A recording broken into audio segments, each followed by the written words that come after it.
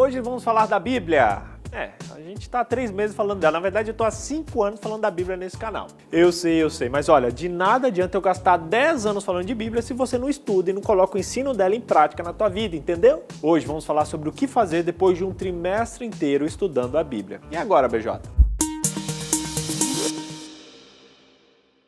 Nesses 3 meses a gente falou muito sobre métodos de estudo e tal, mas tudo isso vai ser inútil se você não colocar o que você aprendeu em prática. A melhor maneira de aprender não é ouvindo nem lendo, mas fazendo. A obediência ao que a gente vê na Bíblia gera em nós uma alegria, uma animação, uma empolgação que se transforma em compreensão e conhecimento. Se você não estiver disposto a cumprir a palavra de Deus na sua vida, você não vai se desenvolver. Pior que isso, o seu testemunho vai ser enfraquecido, porque a sua vida não vai estar em harmonia com as suas palavras. Por isso, nessa semana, a gente vai entender melhor a importância de viver e obedecer à palavra de Deus. Afinal, o objetivo de qualquer estudo da Bíblia não é apenas adquirir conhecimento, mas transformar a vida.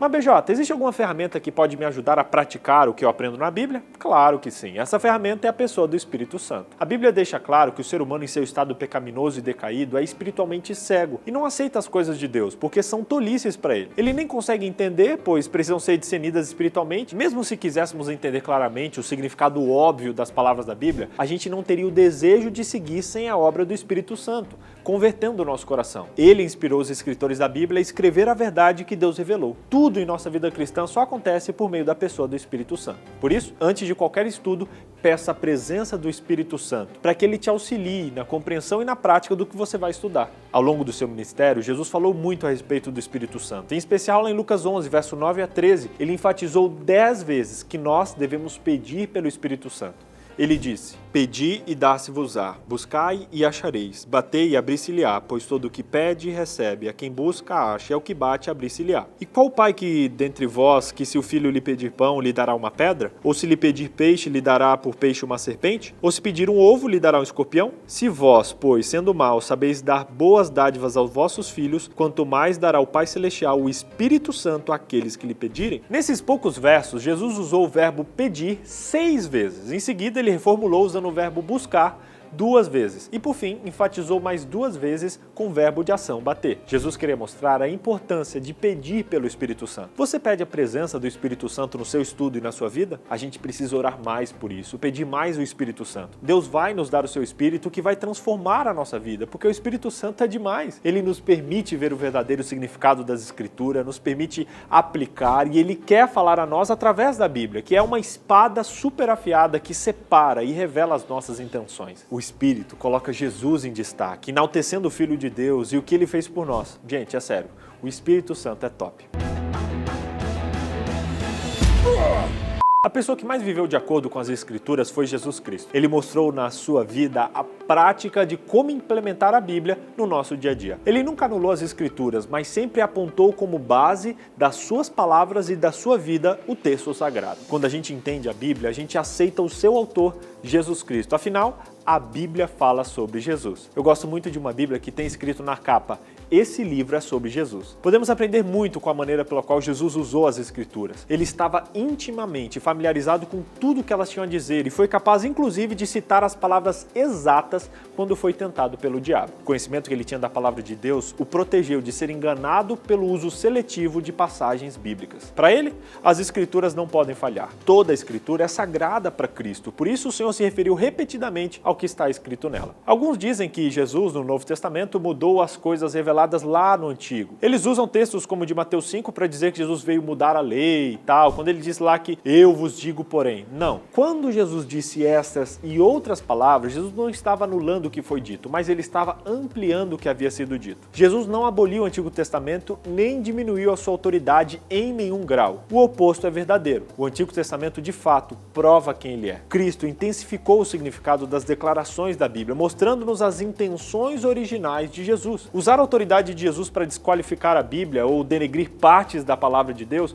é uma coisa muito perigosa. Jesus reconheceu a grande autoridade das Escrituras, que em seus dias constituíam apenas o Antigo Testamento. Que outras evidências a gente precisa para considerar a importância do Antigo Testamento? Longe de enfraquecer a autoridade da Bíblia, Jesus constantemente a defendeu como um guia confiável e fidedigno. Jesus afirmou, por exemplo, no Sermão da Montanha, que ele não veio revogar ou abolir nada. Na verdade, ele veio para cumprir. Em seguida, ele disse que todo aquele que violar um desses mandamentos, seja um dos menores, e ensinar isso a outras pessoas, é considerado o mínimo no reino de Deus.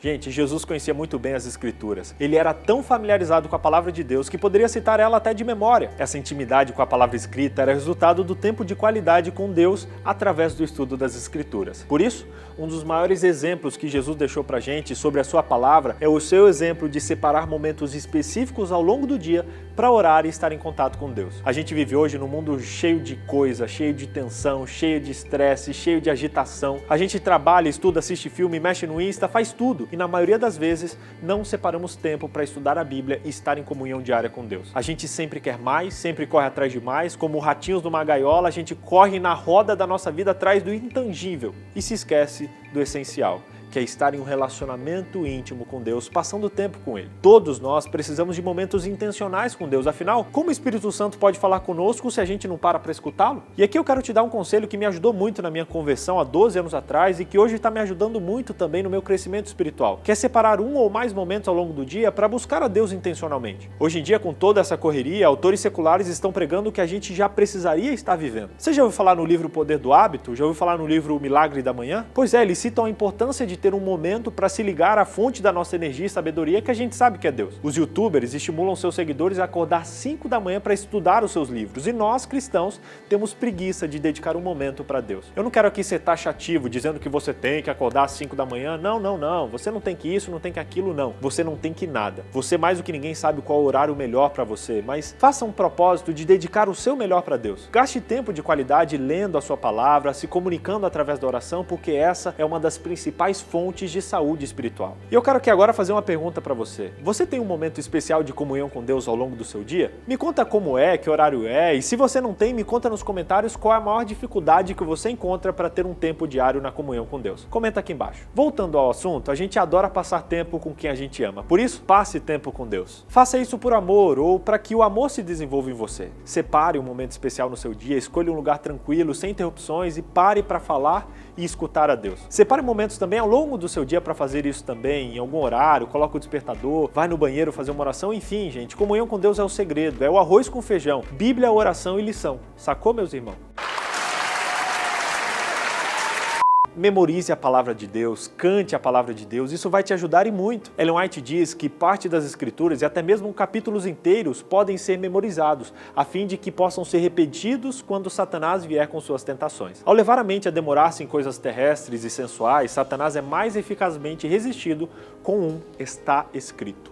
Resumindo então, primeiro, a Bíblia é compreendida apenas pelo poder do Espírito Santo. Segundo, a Bíblia pode ser aplicada apenas pelo poder do Espírito Santo. Terceiro, a Bíblia é um livro sobre Jesus. E quarto, a Bíblia merece ser estudada com calma em um momento previamente estipulado. O principal verso que segue toda a lição dessa semana é: tornai-vos, pois, praticante da palavra e não somente ouvintes, enganando-se a vós mesmos.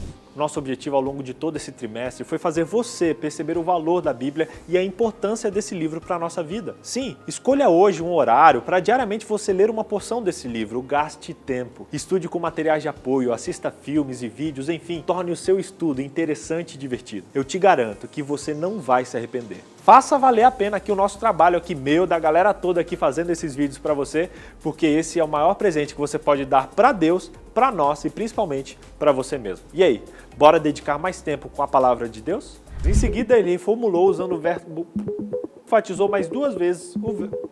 Textos como o de Mateus: separe um momento especial no seu dia, escolha